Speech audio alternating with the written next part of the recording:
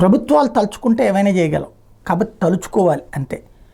మనకి పర్యావరణ కాలుష్యం నివారించాలంటే ఎలక్ట్రిక్ వెహికల్స్ మీదకి వెళ్ళాలి. ఈ ఎలక్ట్రిక్ వెహికల్స్ మీదకి వెళ్ళాలంటే ఎలక్ట్రిక్ ఛార్జింగ్ పాయింట్లు ఎక్కువ కావాలి.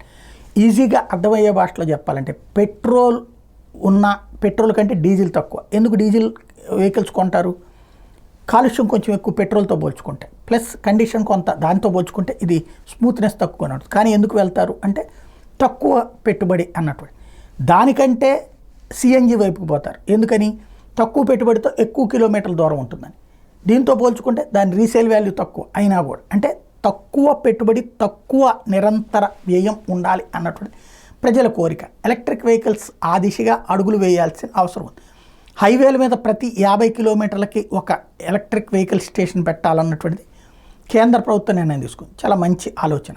రాష్ట్ర ప్రభుత్వం కూడా ప్రతి పట్టణంలో, అట్లాగే ప్రతి నగరంలో, పట్టణాలంటే మున్సిపాలిటీ, నగరాలు అంటే కార్పొరేషన్స్, ఇవే కాకుండా రూరల్ రోడ్స్ అంటే R&B రోడ్స్, ఇప్పుడు దాన్ని స్టేట్ హైవేస్ అంటున్నారు. ప్రతి 5 కిలోమీటర్లకు 10 కిలోమీటర్లకు ఒక ఎలక్ట్రిక్ వెహికల్ స్టేషన్ పెడితే అప్పుడు ఎలక్ట్రిక్ వెహికల్స్ వాడకం పెరుగుతుంది. తద్వారా రాష్ట్రానికి సరికొత్తదైంది వేలాది మందికి ఉపాధి లభిస్తుంది. రెండో పక్కన కాలుష్యము తగ్గుతుంది. అలాగే ప్రజలకి ఆదాయం కొంత మిగులుతుంది. అప్పుడు తద్వారా వాళ్ళకి ఈ ప్రభుత్వం సంపద సృష్టించే అవకాశం ఇచ్చినట్టు అవుతుంది.